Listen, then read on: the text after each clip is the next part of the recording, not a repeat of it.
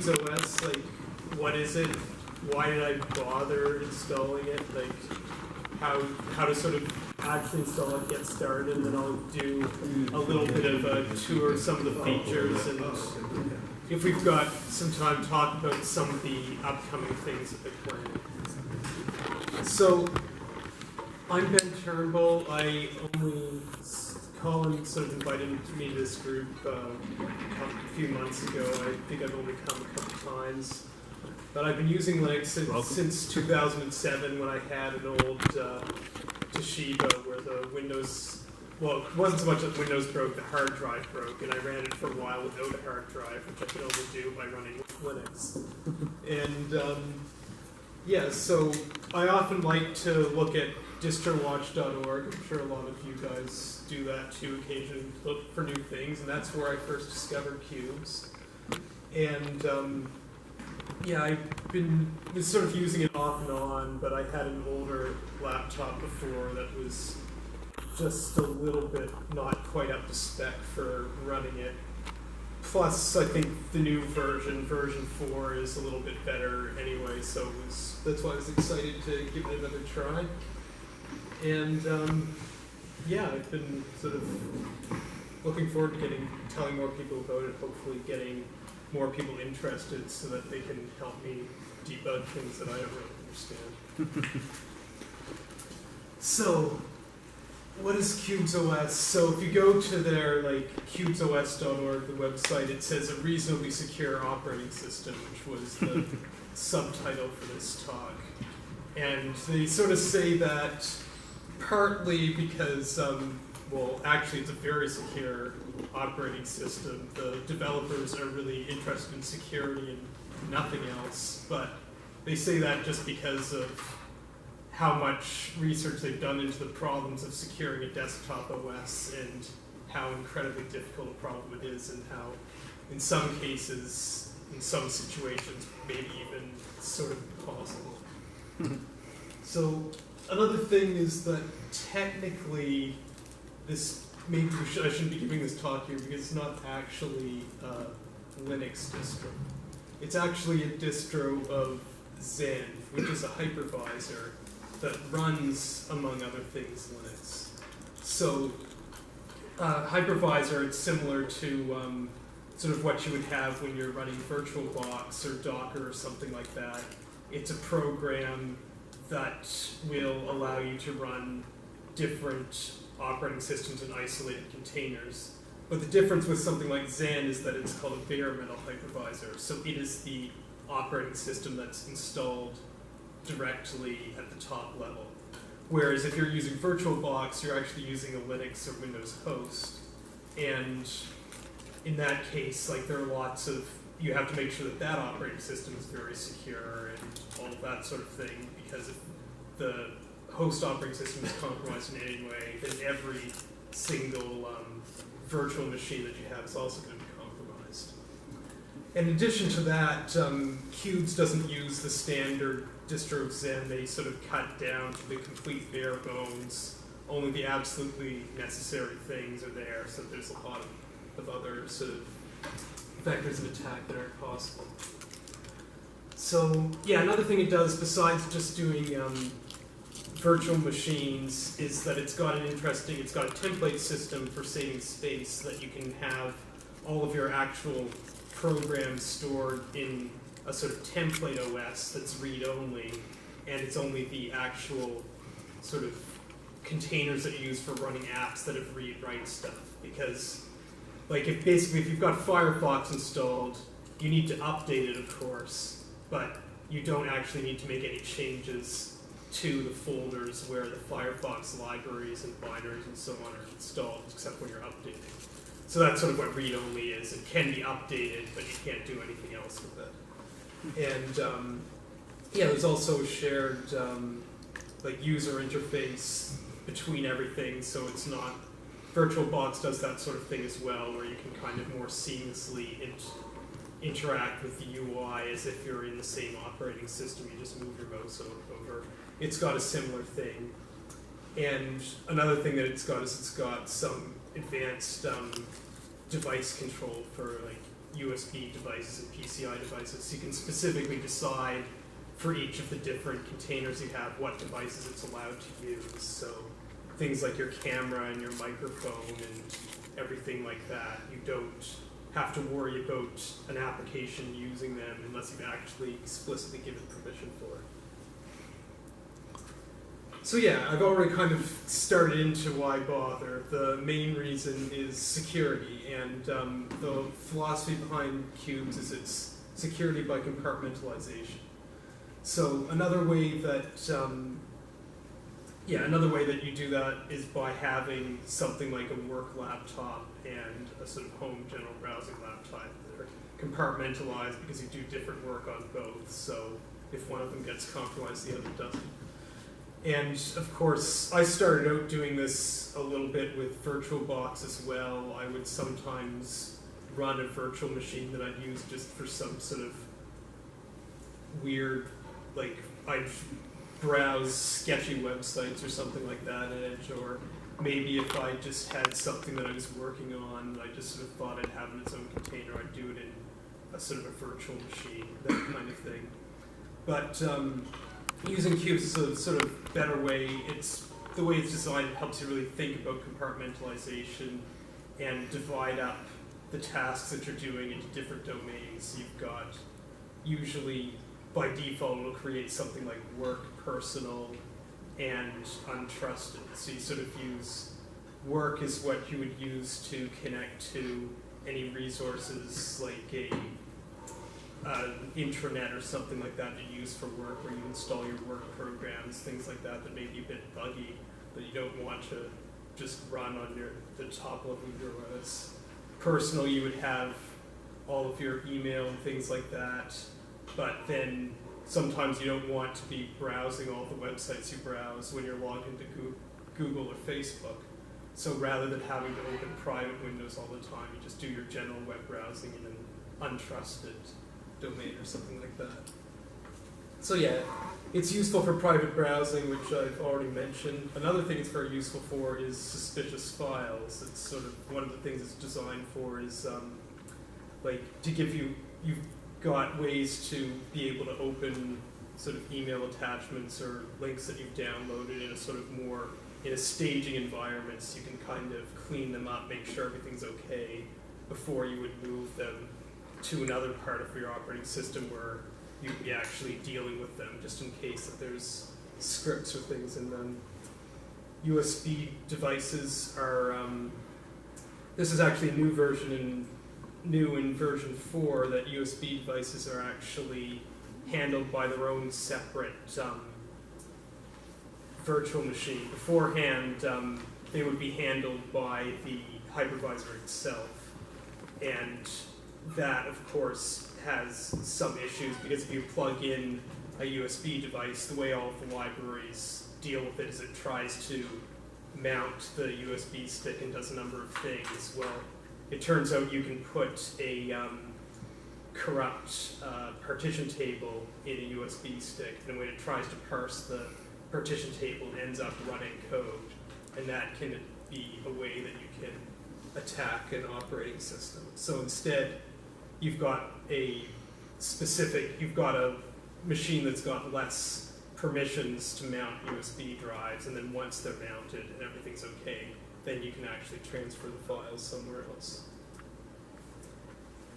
Yeah, and so again, all about like isolation. So each of the different containers, you can also decide what software you want to have installed to run, or what software you just choose to run in it, whether networking is available at all. It's quite useful if you've got things like, if you've got private keys and your own sort of password manager and stuff like that. Just run it in a cube that's got no internet access at all, and don't use it for anything else besides that. So obviously there's going to be some issues with using this as sort of a general purpose OS. One of them is that so you're going to have a lot of sort of difficulties with the user interface or some things that you might want to do where you're going to have to fight with it a bit.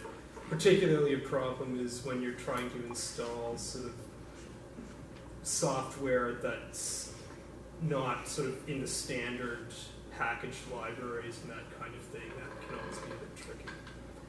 So another thing from a security standpoint is that it is technically less reliable than using actual air gaps. If you've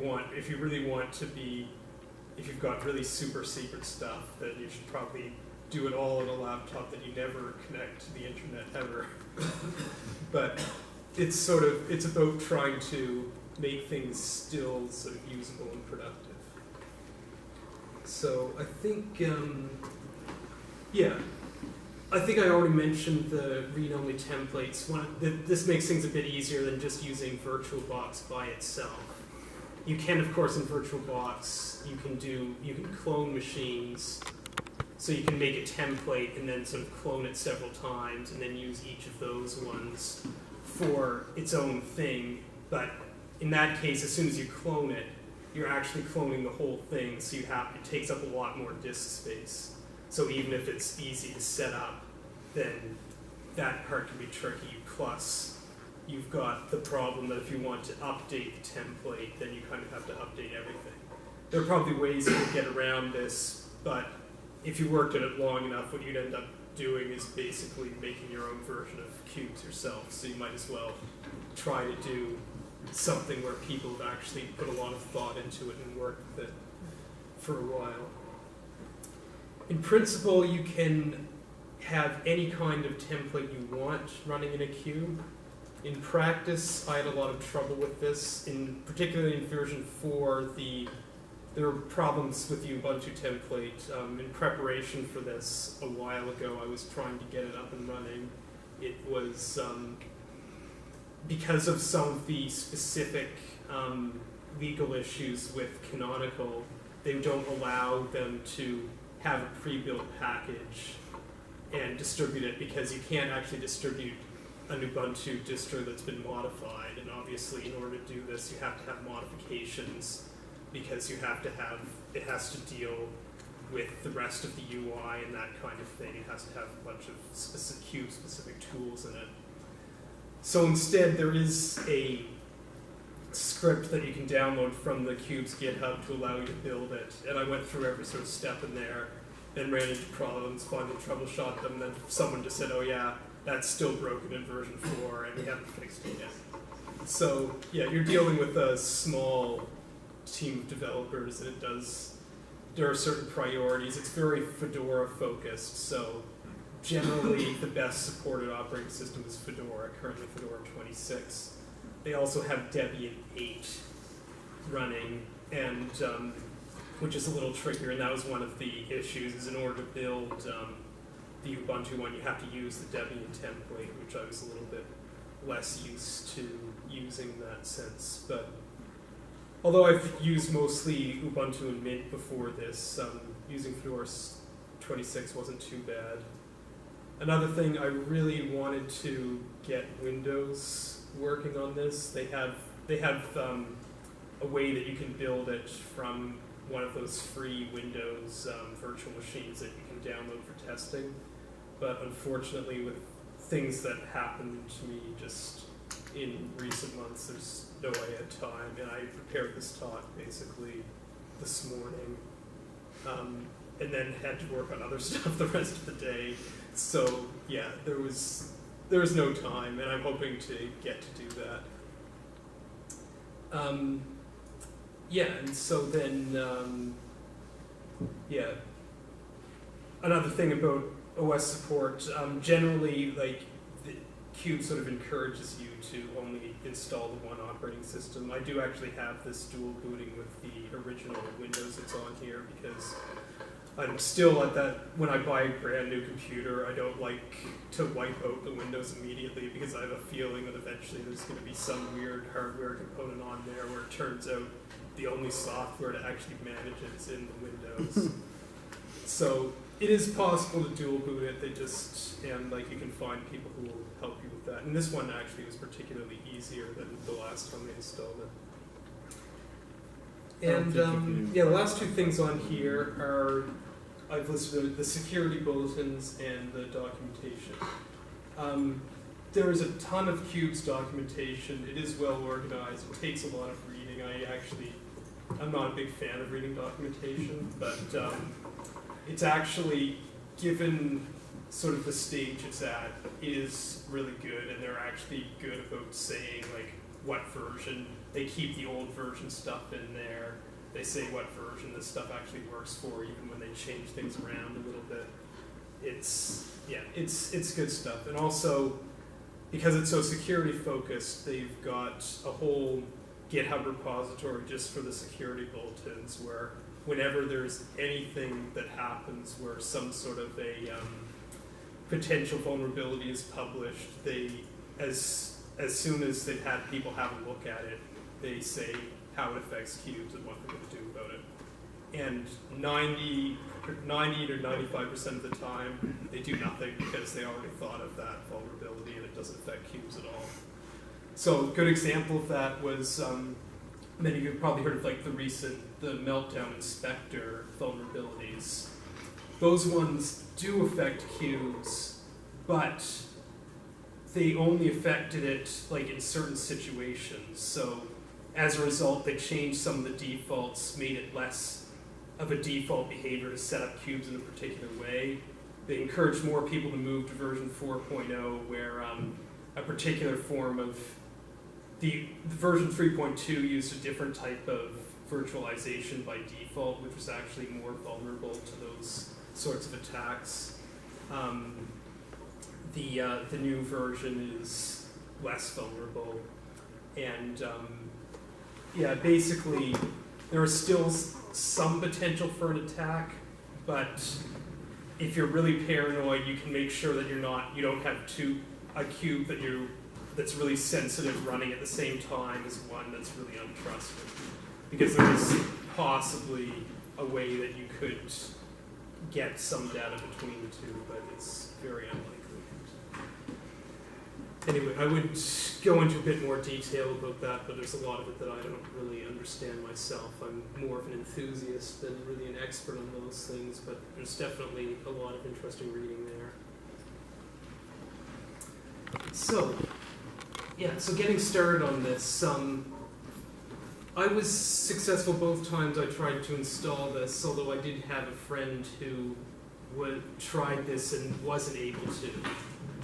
It seems like Intel computers are supported a little bit better than AMD, which is, and now because of those Meltdown Inspector attacks, there may be more people who want to go with AMD just because they're supposedly a little bit less vulnerable to them. Plus, you also have the layer -1 security vulnerability inherently in all Intel chips. You've got the Intel management engine, which gives them basically below root access to anything. Yeah, so if you use and the key is don't use their network card. So you can bypass that whole problem with just using an add-on network card.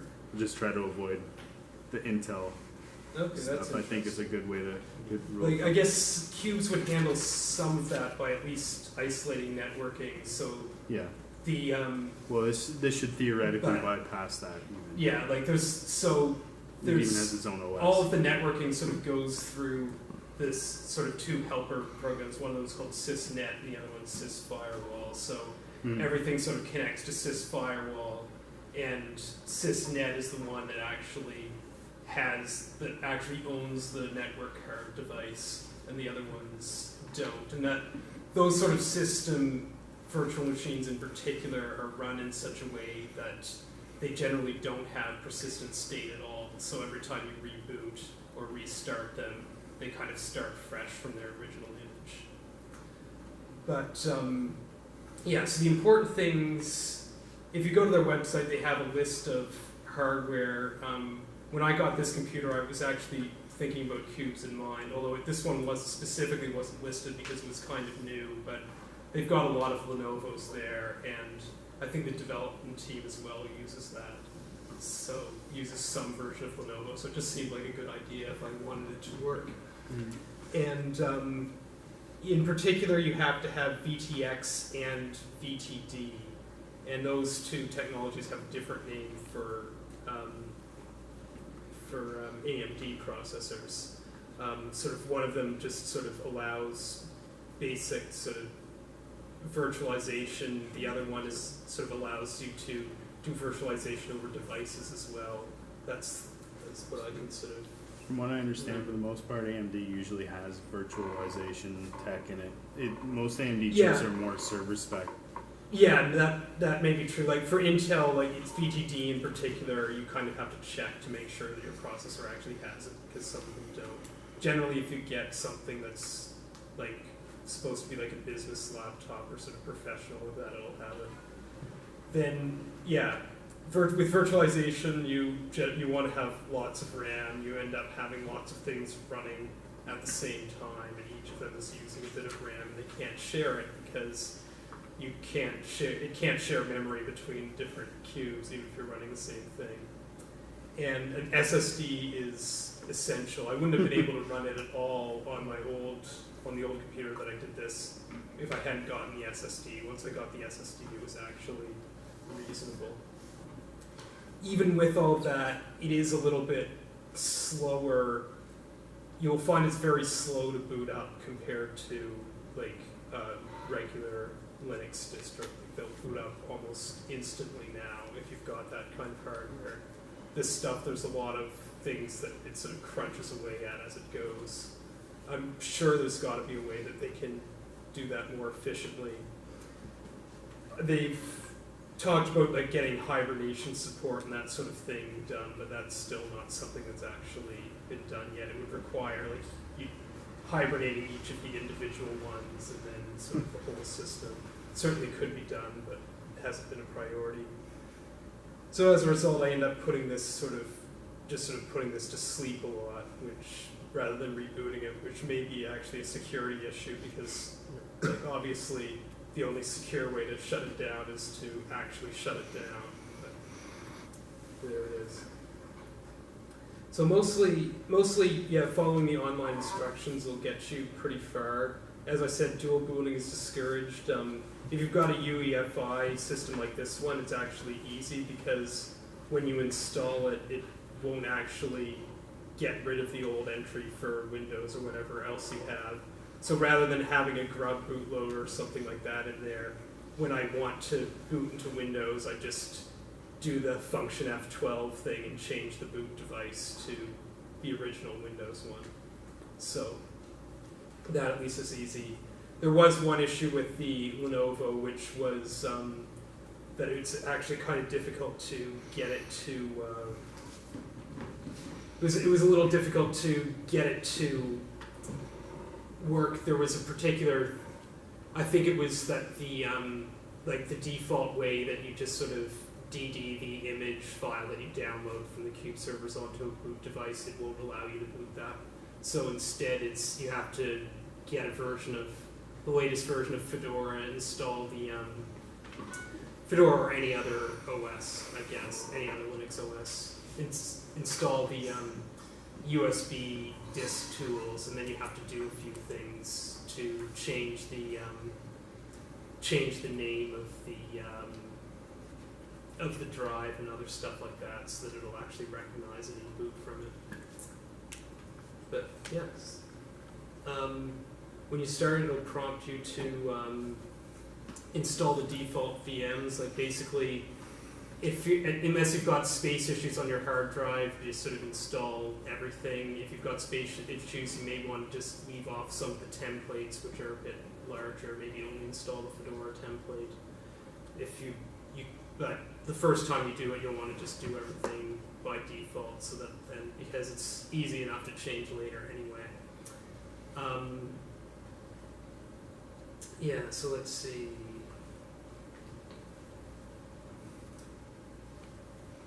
Yeah, so then, yeah, with the software that you install, generally you just install it into the templates. I'll get to that a bit when I get to some of the demo stuff. If you've got other stuff that's sort of more custom, you can actually do what are sort of called like hardware VMs, where you've got a VM that's sort of more like self-contained. So if you've got a particular version of Linux you want to use that you can't make a template out of, you can install it that way. That doesn't work as well because it's difficult to get the tools working to sort of resize the screen, and that you usually are dealing with one window. It'll capture the mouse and the keyboard, and then you're basically just working in there. So you can't easily do a lot of other things. And yeah, so that's basically getting started, and now maybe I can start to show you a few things, which is the more exciting part. So we'll just get out of this. So there is just so right now this is running XFCE as the window manager. You can install other ones. I like XFCE. I've used it a lot, and it's sort of lightweight, so that's a good reason for it. It's got like multiple desktops and things. I was actually doing a bunch of other stuff. Well, as I said, I always just put this asleep rather than actually rebooting it, so there's a whole bunch of other stuff that I've been doing on here already. Got a sort of start button here, and this is sort of where things are different. Rather than your sort of usual list of programs, you've got all of these different colored things here. So the very top level is what's called DOM0, and usually when you're interacting with DOM0, you're either using one of the custom Qubes tools or you're actually using the terminal. So if I go through my history here, there's most of the sort of things that I'm running here are things like update commands, where this is sort of the thing that's the command that you use to update the whole system, or sort of specific commands for like actually starting a particular VM, that kind of thing. There's sort of, it's like a basic system, but you only really use that for very specific technical things, or for doing maybe for looking at specific like hardware statistics or stuff like that. The system tools, all of these things are also in DOM0. Things like if you're running a screensaver or making changes to the user interface, because everything has to interact with the user interface, it has to run in DOM0, so everything sort of has to be there. Although a lot of these things, like these packages and package updaters, these are things from XFCE that probably just won't actually work when you're doing that. So a useful tool in here is the Qubes Manager, which it was actually funny, in version 4 they tried to get rid of this, but everyone wanted it back because it was so useful that they ended up bringing it back anyway. So here it gives you a quick list of all of the DNs, all of the things that I've got running. You'll notice they've all got different colors next to them. That's something that you actually set up when you're setting these things up. And it's just something that helps you decide helps you quickly tell the difference between different things. So, so right now I've got DOM0 is always running. These ones here are not running. These are template ones, but they've got arrows here which tells me I should update them, which I have not done recently, which I should really do. So I'm not sure if there's a way to set up sort of automatic updating or not. Usually it'll remind you there and you have to go and do it. But if we wanted to update, say, one of them was Fedora 26 DVD. So that's another thing, is that I actually cloned the Fedora 26 one to make the DVD one because I wanted DVD support, which required installing a bunch of other stuff, including the sort of Fedora officially supported repositories, because they can't legally allow you to run DVDs using the standard Fedora. But like if you want to start a template, you just you can start it from there. Whenever you're starting something that's not running, it takes a little while, so it'll sort of say that it's starting, then it'll say that it's started, and then it'll pop up there. And then, yeah, you'd run the update. I'm not actually connected to the internet right now, so that's not really going to work too well. But the templates are not actually connected to the internet. I should actually just open that again. Like if I do, well, actually, I'm not connected to the internet anyway, so I can't really do that. But if you try to run a command like curl or that kind of thing, that's not actually going to work. What it does is when you run the update command, it sort of tunnels it through through the firewall VM to specifically download updates, but it can't actually do that to do regular stuff. We do have a Wi-Fi access here if you want. Yeah, no, like that might do.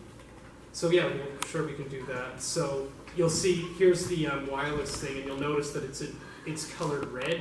And there's also a red border around it. So every single window in Qubes that's not from DOM0 directly has to have a border. And that border has to be whatever color you set that cube is. So that way, if you've got an application that's trying to sort of fool you into thinking that it actually belongs to another program, for example, something that's saying, well, something like if you were running a Windows thing, it's something that popped up saying your antivirus is out of date, you'd be able to have some idea where it came from because that border has to be drawn in. So, what's the network? It's this one, right? Yep. What's the password? Collaboration. All lowercase? Yep. Hopefully I can spell.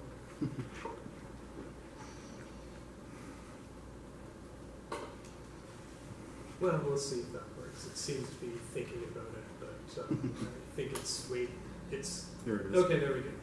Yeah.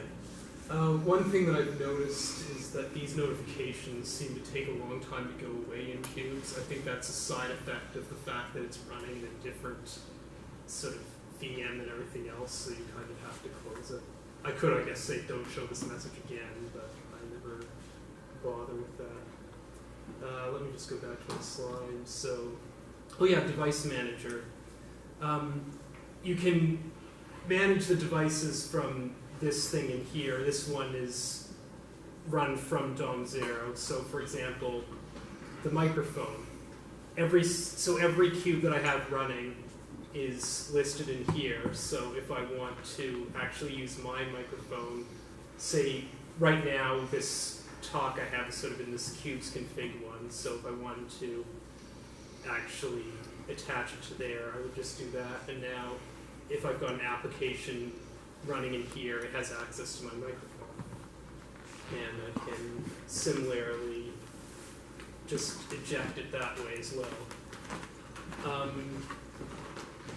Then we've got the camera as well. So all of these things, the little red lock beside it, it says sys USB and it's got an identifier. So this tells me that right now this device is actually attached to sys USB because the internal camera and most of the other devices are USB devices, so that's what's sort of handling it. This one over here, this is an SD card that's also a USB device. These ones at the top here are actually other partitions of the hard drive, so they're not USB, and right now they're owned by DOM0. But if I wanted to actually, if I wanted to sort of move some files over to my Windows computer, I could do it directly by mounting that partition of the hard drive or doing something like that. And yeah, so creating a VM is fairly easy, so we could do you create it, you can, there's only a small list of colors unfortunately, so you do inevitably end up reusing them. So standalone, not based on template, not based on template. Usually what you want to do is the app VM. That's the sort of safest one to do. The standalone ones, you either do that or standalone not based on template, which is like that hardware VM. And I've got one of those that I can sort of show you. Networking, you basically decide whether you want it to have networking or not. You will connect it directly to sys firewall because we've got a firewall cube specifically designed for setting setting up the IP addresses and also doing firewall functions. And again, if you wanted to set up your own sort of version of sysdess, you can have something that provides a firewall. You'll also notice on here, like, you've got sys UNIX. Has anyone ever heard of UNIX or used UNIX? Yeah, so one of the new features of Qubes is that it's got UNIX actually sort of integrated directly, so you can. So like, we'll just create this for now, but yeah. So in here, like, I've got yeah. So I've got a service here that's this sys UNIX, and if I start that one, that'll sort of start the basic Tor system and everything like that, and then I can open this disposable VM for that.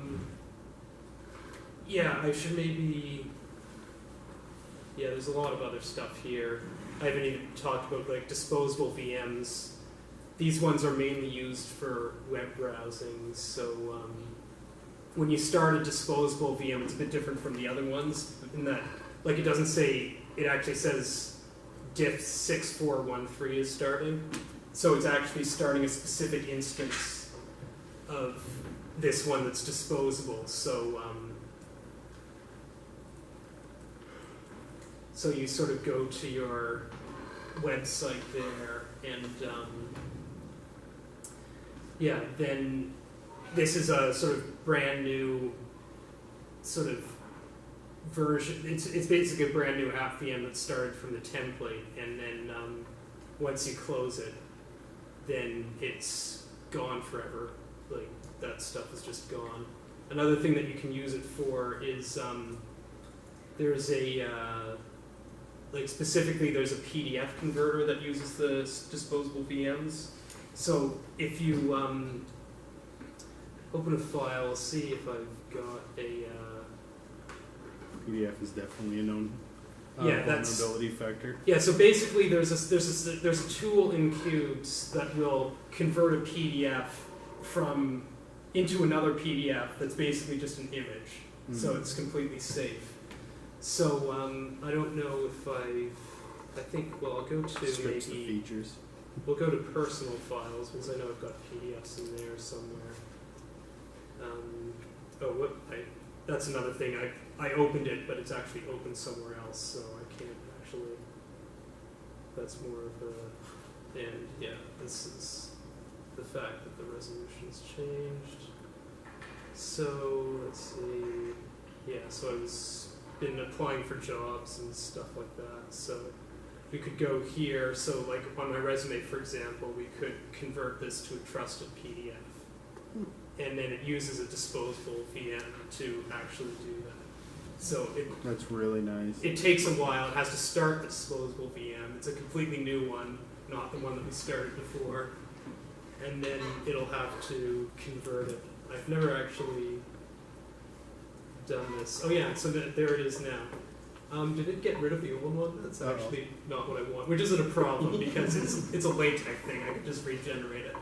But yeah, so now we've got a version that's called .trusted.pdf. So nuking the old one's a bit presumptuous, though. Yeah, yeah. I mean, does that mean that PDF now has a digital signature applied to it from Qubes OS? That what trusted there means? No, it's just renamed it basically. Well, it's made a new file, and it's like the meme type is still .pdf because it's just added .trusted and then .pdf at the end. Like I don't know. By default, PDF is a fairly rich format. It can include a lot of things like encryption and like rules on how. But you'll notice, like, I'm trying to select the text here, and it won't let me because there's no text. It's an image. There can be calling home features as well. Yeah. So really, it's just a stripped down PDF. Yeah. It basically just it sort of renders it and then kind of converts it to an image and then converts it back to a PDF because it's useful to have it in PDF format since that's generally sort of what's required. It's a full sine wave power UPS. You But feed in power on one side, if you turns open it to it DC, in a and turns PDF it back to cube, AC. which is detached from the network. Sorry? Like when you use this PDF, when you open the PDF, like any new PDF, Yeah. you can open it in a queue where it's just a PDF reader, and it's Well, that's detached from the network. So like, Yeah, so that's another thing that you can do. yeah, Like, naturally. and you can set up a cube specifically for messing around with that kind of stuff, or just use the disposable Yeah. VMs, which are useful for that kind of thing. But they just put that tool in because it's something that so people would regularly. And maybe want you to do. make it trusted and give it to somebody else. Yeah. So there is one thing on this list. I maybe can't really get to anything. There is one thing I wanted to mention specifically, which was the specifically the backup system is something that's really a lot of fun. So, like basically, so with the backups, like you've got a very good interface here. You select all of the cubes that you want to back up. You can just sort of include all of them. You go next. I'm not actually going to do this because I don't think I've got a disk to sort of add in there. But like, yeah, so you have to choose a target, of course, when you're doing this. So usually the target that I would use would be sysUSB because I've attached some big USB hard drive in order to do the backups. But, and then you would put a directory in there. But what's interesting about it is that you can back things up even if it's running or if it's not. But if you back something up that is running, then it'll just use whatever the data was from the last time you opened it. So usually you shut down most of the things where you do a lot of stuff, but the things like sysnet and sysfirewall and sysUSB and that, if those are running, it doesn't really matter because those ones don't have persistent storage anyway. I should maybe also mention that, like, what I mean by the persistent storage, which is maybe we can do that in that KW lug one. So this one wasn't started before. Okay, well it's going to have to get started. So while it's getting started, so what I'm going to do is I'll just make some files in here. And depending on what directory you make them in, they'll either be persistent or not. So generally, things that are in user/local or in the home directory are going to be persistent. So if I go so if I make a text file here, then it's going to be there, but then maybe if I go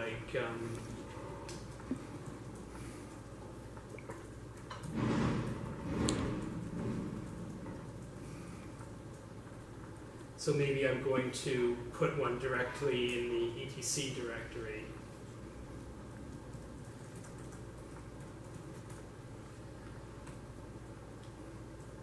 So hopefully this works. I've never actually tried this before, but actually now I'm just thinking, if I actually look at EBC, there's going to be tons of files there, but, well. Cut. What's that? Anyway, like, the file's there, and that sort of thing, and so's the other one. But, and like if I shut it down, and like that's not actually shutting it down and opening it again because it's still there. I have to actually shut it down. So in the Qubes manager, it's actually easy to do this. You can also do it over here. These sort of swirly things, that's actually some kind of a bug. I'm not exactly sure why it does that. But the swirly thing is only supposed to show up if you try to shut it down and fails to shut down, so it gives you the option to kill it. For some reason, it seems to think these things are unresponsive and they're really not. But I usually use the Qubes manager for this. There's also, of course, command line things for all of this kind of stuff. One thing is the Qubes manager, you sometimes have to hit the refresh button because it doesn't have the latest thing there. So we'll actually just restart this one. So it'll sort of tell me that it's halting, then it'll restart it, and then when it restarts, it'll have some files that persist and some aren't. So that was a bit of an issue when I was trying to get some of my developer tools and stuff set up on one of the cubes. If you install something like Postgres, then you have to manually make a new directory persistent where there's a directory in var where Postgres by default stores the database, and that obviously has to persist between reboots. So there's a way that you can set things up so that you can tell a directory, you can basically tell it, what you do is you store the data somewhere inside the, it's not inside home or user local, it's inside a part of the OS called RW, which is where how it actually implements these things. I think that restarted. Let me just. Sounds like read-write. So like Yeah, you probably can't execute from there, kind of. Yeah, well, I don't know if you can execute.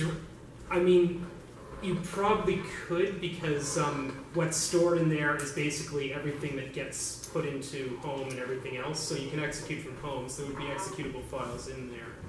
I'll show you what's in there, but let's just. Yeah, so no such file or directory. So that one's gone. Whereas if I do, this one is still there. Yeah. Can you just do a df on the command line? Yeah. So if you run df from like a local cube there, you will see RW is actually one of the things that mounted. It's also got the root file system. I do not actually know what this thing is here, but yeah, you may also be interested in looking at what df looks like in domain 0. So in that case, it's sort of like basically it's everything is just sort of stored in the root directory. You can't really, in order to actually see, you have to go into the file system and you can actually see the different containers and that kind of stuff in there. But whenever you're making a cube, you give it sort of a maximum amount of storage space. And for the templates, it'll be able to sort of grow and shrink the amount that it actually stores depending on what's in there. And it'll give you the usual disk space warnings and that. For a template, it's a bit different. If you've used more space and then you free up space, you have to actually run a specific command called something like qvm trim to basically tell DOM0 that there's free space and to find it, because otherwise it won't know. And that's just because that's generally not something that would usually happen. Usually the template VMs stay about the same size. You run updates on them, they might get a bit bigger, but they don't usually get smaller. The only time they would do that is if you're, say, building something from source and you need a lot of space to actually do a build, but then you sort of get rid of it later. Yeah, so you can have a look at RW has config, home, user local. So home and user local are basically where it stores everything that then gets mounted into home and user local. And the way, if you go in,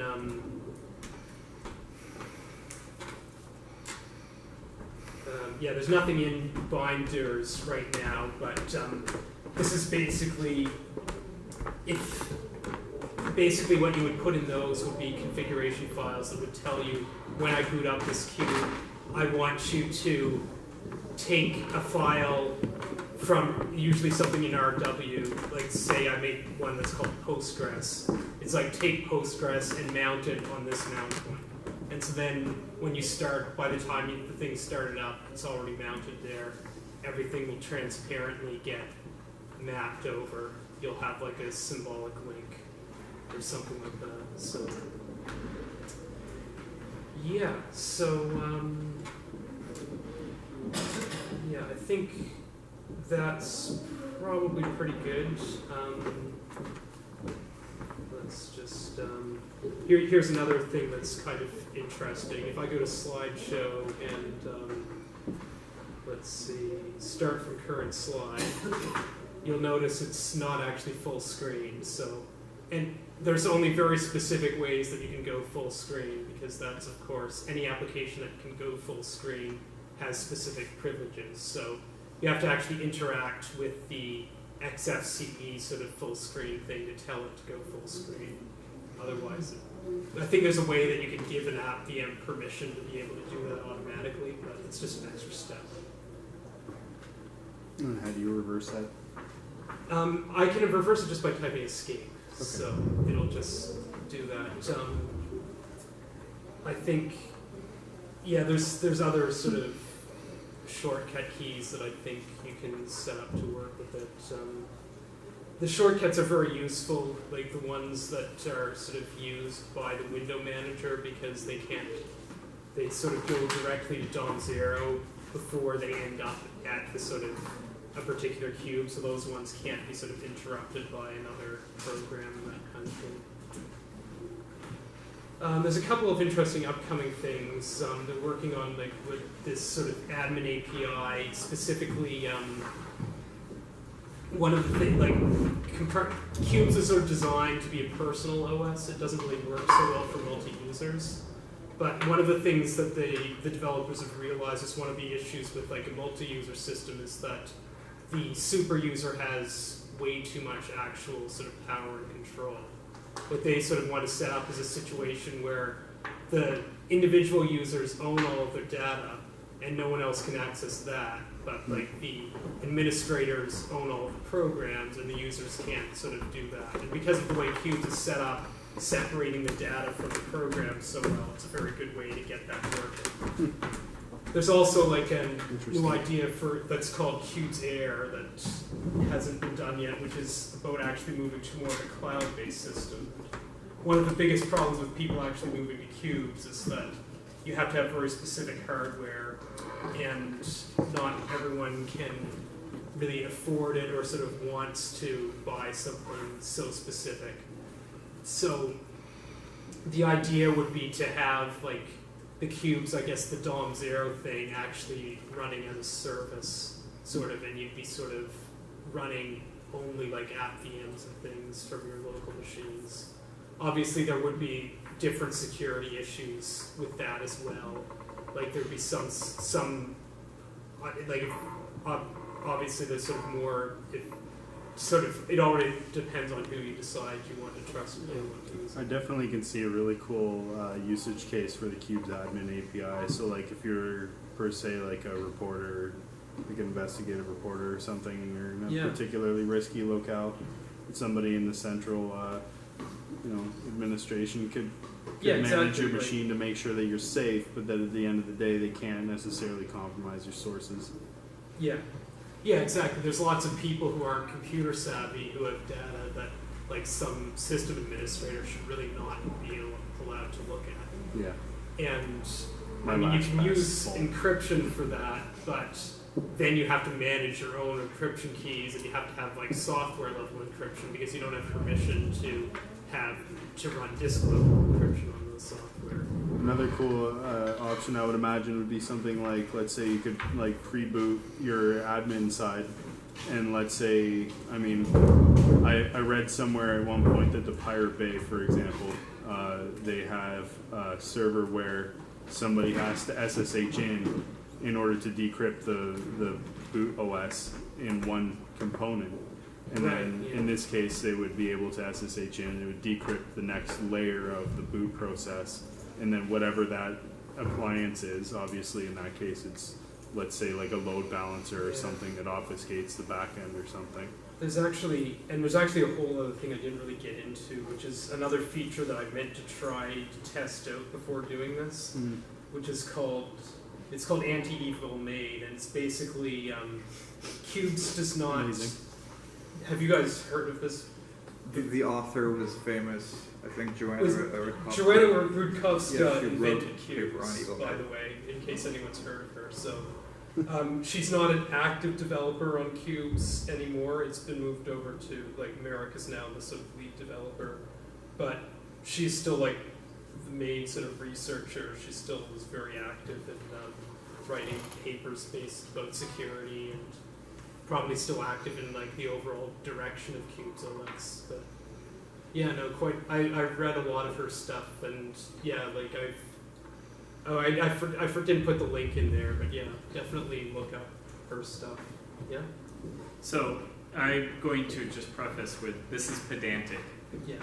But I think there's a lot of really interesting things around this pedanticness, Okay. which is what is security? And I have a particularly personal definition, which I will not push on you, though I think you should vote for my candidate.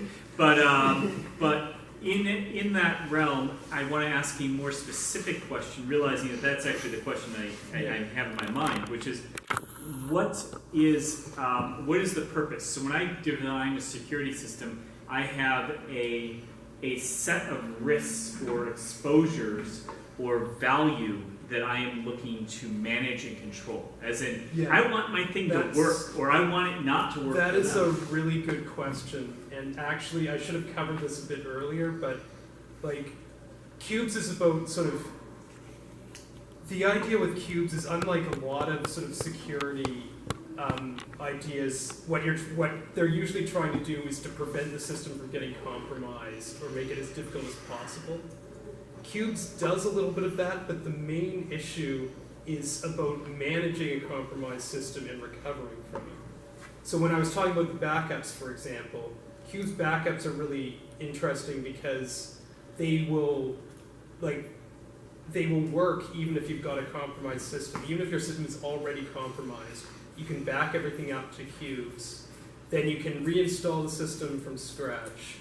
And then they've got a safe way of restoring, which they sort of call, it's like a command line flag, like paranoid mode or plan B, where it will assume all of the Qubes in your backup are already compromised, and it'll sort of put them in sort of isolated VMs so that you can then like manually copy over things that you think might be okay that you need after sanitizing them in some way, possibly using a disposable VM to do that and then throwing in everything else.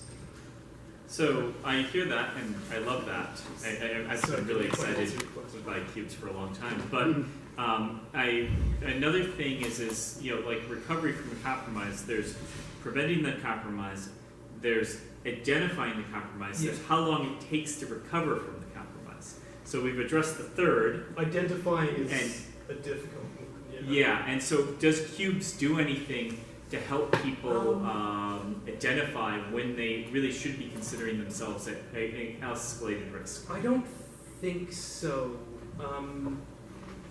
I think what it helps with is maybe identifying like risky behaviors and sort of, so things like using, like things that you sort of identify as risky behaviors, you sort of run the untrusted VMs and that kind of thing, so that like you kind of compromise them as a matter of course, but then like wipe them out again. So you don't even really check to see if they're compromised or not. As far as other things go, there's not really so much, except like if there is a security vulnerability, they will like publish that and maybe say like if you you should probably update things and then like possibly like try to like do backup restore thing, that kind of too. But yeah, identifying a compromised system requires, Qubes doesn't really provide specific tools for that. There are definitely some tools that out there that would help, but I don't really know like which ones would be specifically good at that or not. But yeah, it's basically the idea is that the only, if you're using it properly, the only stuff that gets compromised regularly is stuff that you don't really care about. And so the idea is like everything that you care about, you sort of manage much more carefully, so that it is also about limiting the system being compromised and basically limiting the possibility where the DOM's there or the overall top level gets compromised.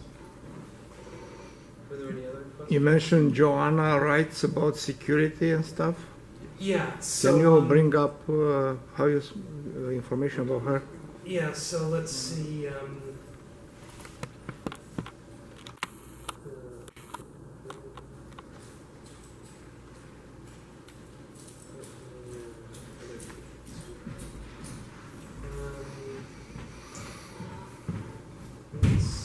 So this is the homepage of Qubes OS.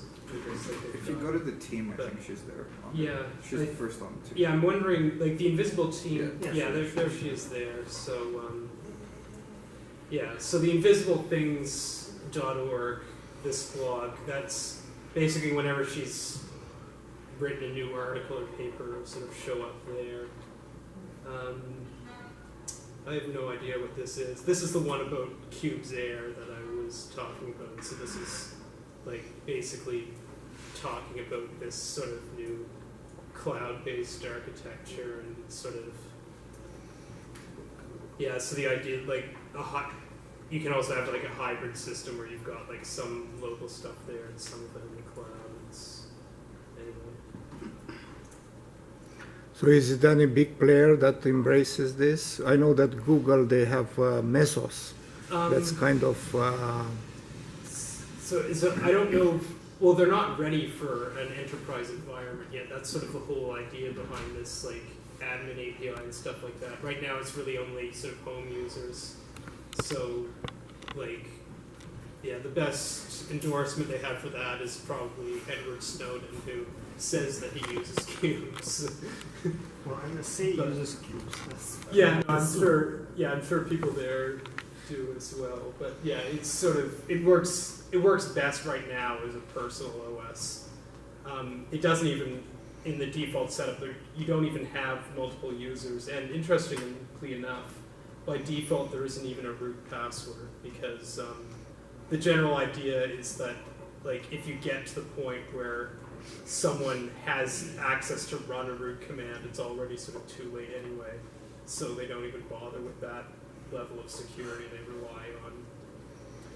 They rely on their users to also be sort of smart enough to not run scripts that they get on the internet as root. But you never know.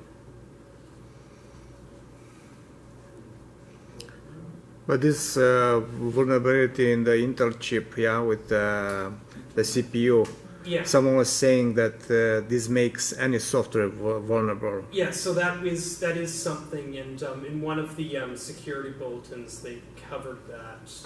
I won't really go through it because it's a big wall of text, but in essence, like possibly, like you can get some things out of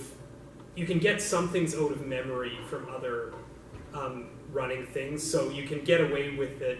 If you've got something that's really sensitive, you could just not run it at the same time as something else, then the data isn't in memory and it can't be accessed. The most vulnerable thing that you have in memory would be things that are in DOM0, which would be basically your master encryption key. That's a bit of a problem. But it's also only a problem if someone gets physical access to the machine. So it's sort of, it would be very difficult to actually be able to do that exploit, and even if someone did, it would be hard to use it. Yeah. So I just want to One add last proper question, and then we nouns should to wind up. this. What do you think, Benjamin? One last question, and then we should wind up. Does that sound reasonable? Sounds good to me. Yeah, it's not a question though, I apologize. But so with this thing we're talking One last about, this rambling comment. Intel wave things around, underneath, below, behind, it's called the Intel Management Engine. Yes. Security It's a link, component negative that is one. designed to share the network card, some network cards, not all of them. Not, you know, if you have a server with 16 ports, it's only one of those ports. Designed to share one of those ports, and essentially it looks at the traffic coming back and forth over that port, and it says, is this traffic destined for the server or is it destined for me?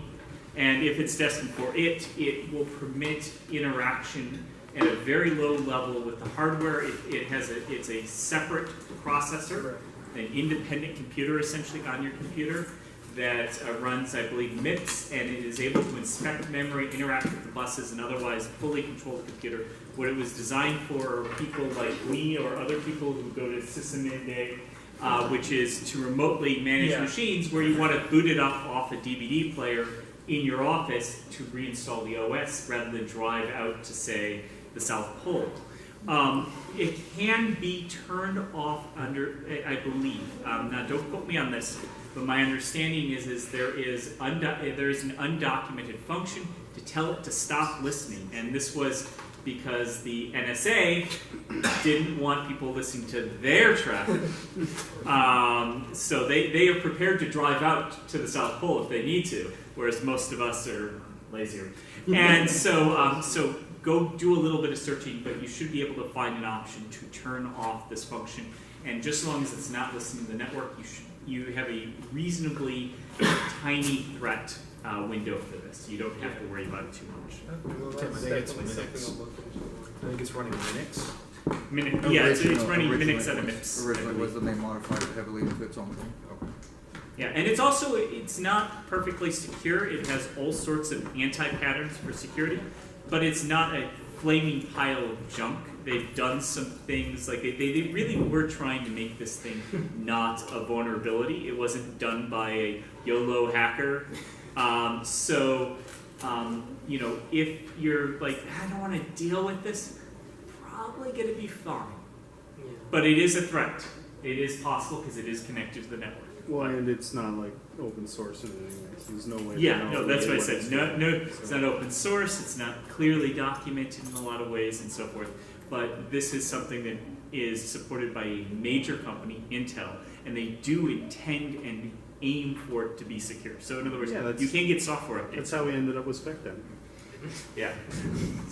So if you're not too, you keep up to on your patches, it can be a manageable risk. Yeah. All right. Okay. Thank you. It doesn't go to sleep if you've got another monitor attached. Oh, yeah. Most a lot of I times. guess that sort of makes sense. I did not know that. I've never really. It's been a while since I've been at All right, so thank you, everybody. Time to get home or go to the bar. So, hands up of anybody who's going to be going to Abe and Herb would like to come out for a drink. If you would like Abe, Herb, if you'd like to come, follow one of us, or we'll see you there in a few You can minutes. really trust because just because they've actually My schedule was full, and Yeah. now I have